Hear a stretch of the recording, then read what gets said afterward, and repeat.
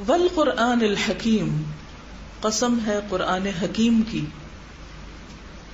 واو قسم کے لیے. قسم کے لیے اور کتنے حروف ہیں؟ واو تا. والقرآن الحکیم، قسم ہے قرآن حکیم کی. اور آپ نے قسم کا قاعدہ پڑھا ہے کہ جہاں حرف قسم ہوتا ہے وہاں اور کیا ہوتا ہے؟ جب قسم آتی ہے تو پھر اس کا جواب بھی آتا ہے، جواب قسم بھی ہوتا ہے. یعنی کس بات پہ قسم کھائی جا رہی ہے، کس چیز کی قسم کھائی جا رہی ہے، قسم کون کھا رہا ہے، اور قسم کس چیز پہ کھائی جا رہی ہے، اور قسم کیوں کھائی جا رہی ہے، اس کی وجہ کیا ہے. جب بھی کوئی قسم کھاتا ہے تو ایک کون ہوتا ہے؟ قسم. دوسرا جس چیز کی قسم کھائی جائے. تیسرے جس بات پہ قسم کھائی جائے. اور الفاظ، جن الفاظ سے قسم کھائی جائے. 4 چیزوں کا ہونا لازم ہوتا ہے اس میں.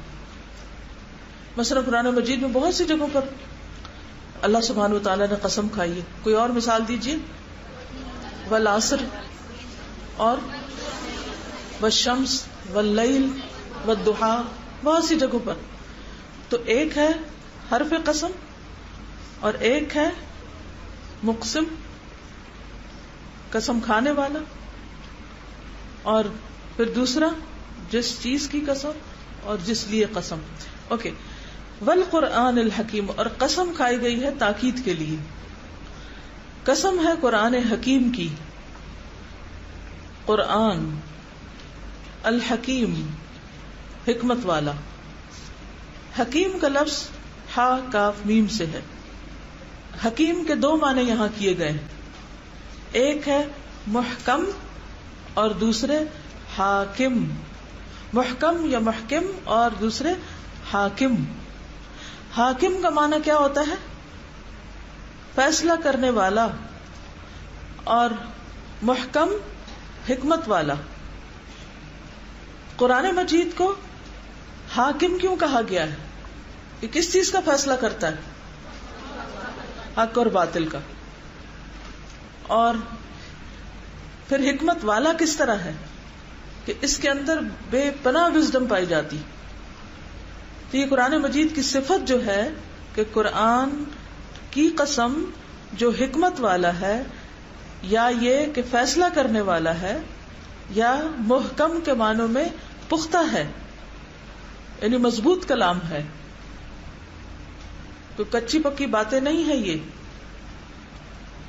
کس طرح محکم ہے، کس طرح پختہ ہے؟ اس میں کوئی بات ایسی نہیں کہ جس کو کوئی عقلی اعتبار سے یا علمی اعتبار سے جھٹلا سکے. الحکیم کا کیا معنی ہے؟ پختہ کلام، مضبوط کلام. یعنی کوئی چیز اس کا مقابلہ نہیں کر سکتی، اس سے ٹکر نہیں لے سکتی، اس کا توڑ نہیں کر سکتی. قرآن مجید بہت سے نظریات کا توڑ کرتا ہے، لیکن کوئی چیز قرآن کا توڑ نہیں کر سکتی. جو اس نے کہہ دیا وہ ہمیشہ کے لیے سچ ہے، لا ریب فیہ. سمجھ آیا کہ قرآن مجید کو حکیم کیوں کہتے ہیں؟ کیا معنی ہے؟ محکم. اور محکم کا کیا معنی ہے؟ پکا، مضبوط.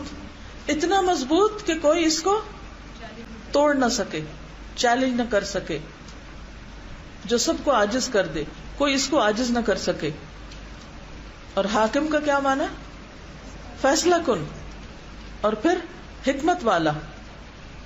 حکیم کا معنی حکمت والا بھی، یعنی اس کے اندر کوئی بات عقل اور فطرت کے خلاف نہیں، اس سے نہیں ٹکراتی.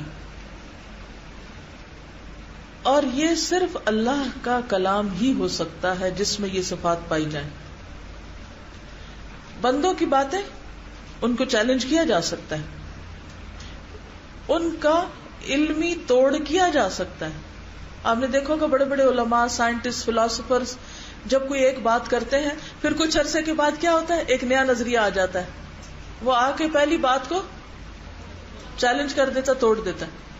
اسی لیے آپ نے دیکھا ہوگا کہ بہت ساری باتیں آپ پڑھتے ہیں فلسفے میں مختلف علوم کے بارے میں بہت بھانت کی بولیاں ہوتی ہیں، ایک کچھ کہتا ہے، دوسرا کچھ کہتا ہے، تیسرا کچھ کہتا ہے، اینڈ آف دا ڈے نہیں سمجھ آتی کہ کون سی بات اس میں سے صحیح اور کون سی غلط ہے۔ جو بھی کوئی نظریہ، جو بھی کوئی تھیوری آتی ہے، کچھ عرصے کے بعد اس کا توڑ کرنے کے لیے ایک اور تھیوری آ جاتی، پھر کہتے ہیں کہ نئی ریسرچ آ گئی ہے۔ اور انسانوں کی ریسرچز جو ہیں وہ ہمیشہ تبدیل ہوتی رہتی، لیکن قرآن مجید نے جو باتیں کہہ دی ہیں 1400 سال پہلے، ان کے اندر کوئی تبدیلی نہیں ہو سکتی، ان کے اوپر کوئی چیز نہیں لائی جا سکتی۔ لیکن سوال یہ پیدا ہوتا ہے کہ اتنی مضبوط کتاب، اتنی محکم، اتنی حکمت والی، اتنی فیصلہ کن، یہ پیش کس نے کی؟ ہمارے سامنے کون لایا تھا اس کو؟ اللہ کے رسول صلی اللہ علیہ وسلم۔ کون تھے آپ؟ امی، جو کسی اسکول یا مدرسہ میں نہیں پڑھے تھے، تاریخ میں کہیں کسی استاد کا نام نہیں ملتا کہ آپ نے فلاں فلاں فلاں سے علم حاصل کیا۔ آج دنیا میں تو کسی انسان کی قدر و قیمت بعض اوقات کس بنا پر ہوتی ہے کہ یہ شخص کس کا شاگرد ہے، اس کے استاد کون کون ہیں۔ اور جب ہم کسی کے بارے میں جاننا چاہتے ہیں نا، تو اور یہ جان لیتے ہیں فلاں سے پڑھا اس نے، تو ہم فوراً اس کو ایویلویٹ کر لیتے ہیں، اچھا ٹھیک ہے فلاں سے پڑھا، ٹھیک ہے۔ آج بھی آپ دیکھیں کہ مختلف یونیورسٹیز کی ڈگریز کی کیا ویلیو ہے، ہارورڈ سے پڑھے ہو، فلاں جگہ سے پڑھے ہو۔ ضروری تو نہیں کہ ہر وہ شخص جو ہارورڈ سے پڑھا ہو وہ بہت قابل ہوگا، یا ایسا ہی ہے۔ ضروری نہیں کہ ہر وہ شخص جو آکسفورڈ سے پڑھا وہ بہت اعلیٰ درجے کا صاحب علم ہوگا، ایسا نہیں ہوتا۔ تو کہنے کی بات یہ ہے کہ اللہ کے رسول صلی اللہ علیہ وسلم نے اتنا زبردست یہ کلام اللہ سبحانہ وتعالیٰ کی طرف سے پیش کیا، اور یہ کلام آپ کا اپنا نہیں، اور اس کی دلیل یہ ہے کہ آپ کون تھے؟ امی تھے، آپ کا کوئی استاد نہ تھا۔ اس کلام نے تمام عرب کو گم کر دیا، ان کی زبانیں بند کر دی۔ جب انا آتینا کل کوثر نازل ہوئی تو اس کو کعبہ میں لٹکایا گیا، تو اس کے آگے جو اس وقت کا بہت مشہور شاعر تھا، اس نے کیا لکھا؟ واللہ ما ھذا کلام البشر، اللہ کی قسم یہ کسی انسان کا کلام ہے ہی نہیں، اور اس نے اس کے بعد شاعری چھوڑ دی۔ تو والقرآن الحکیم، قسم ہے حکمت بھرے قرآن کی، انک لمن المرسلین، بے شک آپ رسولوں میں سے ہیں، بے شک آپ پیغمبروں میں سے ہیں۔ واو قسم کے لیے ہے، کس چیز کی قسم کھائی جا رہی ہے؟ قرآن حکیم کی۔ کس بات پہ قسم کھائی جا رہی ہے؟ کہ محمد صلی اللہ علیہ وسلم رسولوں میں سے ہیں۔ گویا آپ کی رسالت کے سچا ہونے کی قسم کھائی جا رہی ہے۔ اب اس آیت کو پڑھیے آج کل کے حالات کے کانٹیکس میں،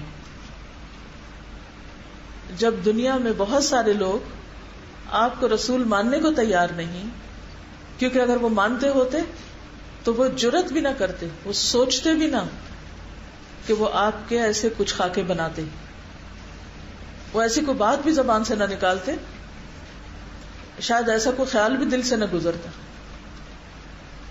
کیونکہ جس پر ایمان ہوتا ہے اور ایمان سچا ہوتا ہے تو پھر وہ ایمان محبت کا تقاضا بھی کرتا ہے، وہ ایمان اطاعت اور پیروی کا تقاضا بھی کرتا ہے، اور وہ عزت اور احترام کا تقاضا بھی کرتا ہے۔ لیکن جب ایمان نہیں ہوتا کسی بھی پیغمبر پر، پھر جو آپ جی چاہے کریں۔ اسی لیے کہا نا، جب تمہارے اندر حیا نہیں تو پھر کیا کرو؟ جو جی چاہے کرو۔ اور حیا نہ ہو تو پھر کیا ہوتا ہے؟ ایمان بھی نہیں ہوتا۔ ایمان نہ ہو تو حیا بھی نہیں ہوتا۔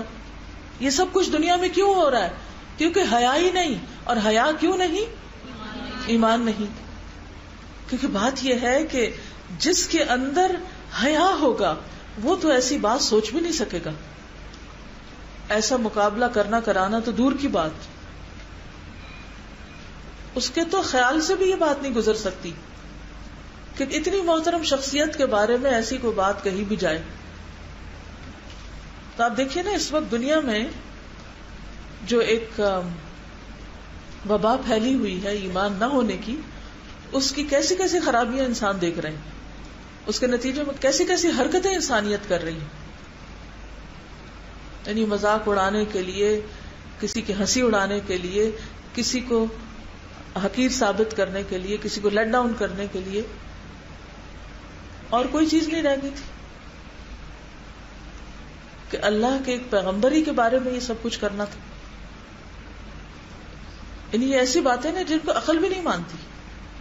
دین، مذہب، شریعت تو ایک طرف رکھیے، عقل بھی نہیں مانتی کہ جو انسان دنیا میں اتنا بڑا انقلاب لایا ہو، اور اتنا پیسفل انقلاب، اور جس نے انسانوں کی سوچ اور ذہن کا دھارا بدل دیا ہو، جس نے انسانیت کو اتنا کچھ دیا ہو، اس کے بارے میں ایسی مذموم جسارت.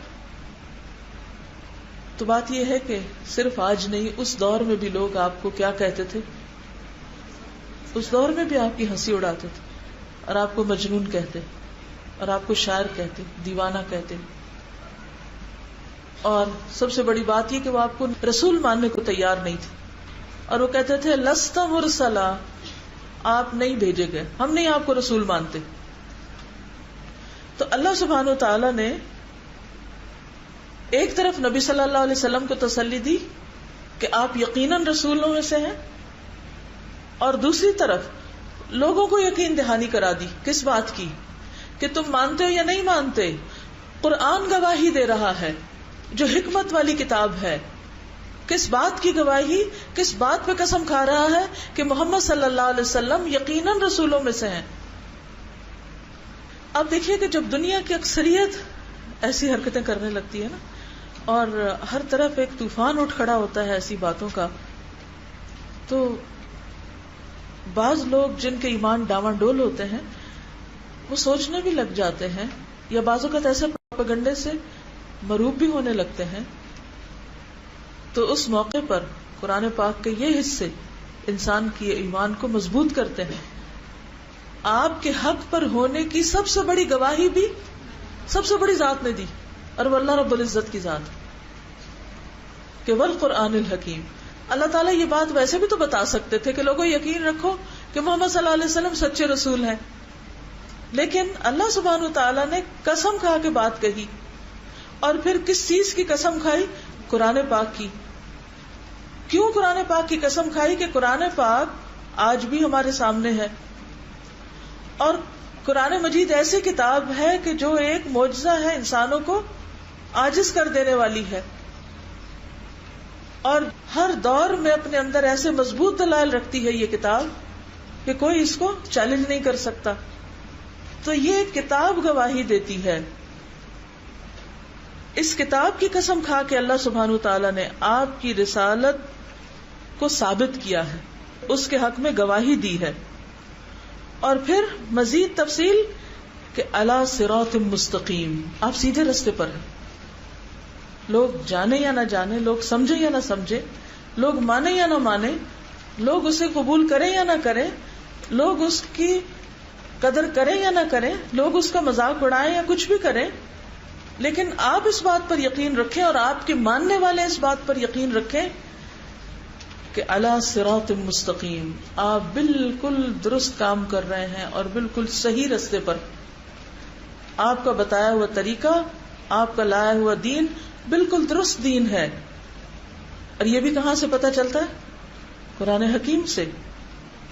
جس کو یہ جاننا ہو کہ محمد صلی اللہ علیہ وسلم اللہ کے رسول تھے یا نہیں، جس کو یہ معلوم کرنا ہو کہ آپ سیدھے راستے پر تھے یا نہیں، اس کو کیا کرنا چاہیے؟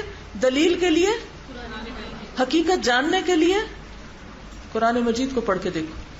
یہ تمہیں بتائے گا محمد کون تھے صلی اللہ علیہ وسلم، اور وہ کیوں آئے تھے، اور وہ کیا لائے تھے، اور ان کا مقام کیا ہے. تو خلاصہ کیا ہے؟ جو دنیا بھر میں آفت آئی ہوئی ہے، اس کے لیے حل کیا ہے؟ کیا کریں پھر؟ کرنے کا کام کیا ہے؟ نہ صرف یہ کہ خود پڑھیں، بلکہ اوروں تک بھی اس کو لے جائیں، اوروں کو پڑھائیں، اوروں کو بتائیں، اوروں تک پہنچائیں. دنیا سے یہ چیزیں ختم تو ہو نہیں سکتی کہ جب تک شیطان ہے کچھ نہ کچھ ہوتا رہے گا، لیکن ان شیطانوں کے بہکاوے میں بہت سے معصوم لوگ بھی آ جاتے ہیں.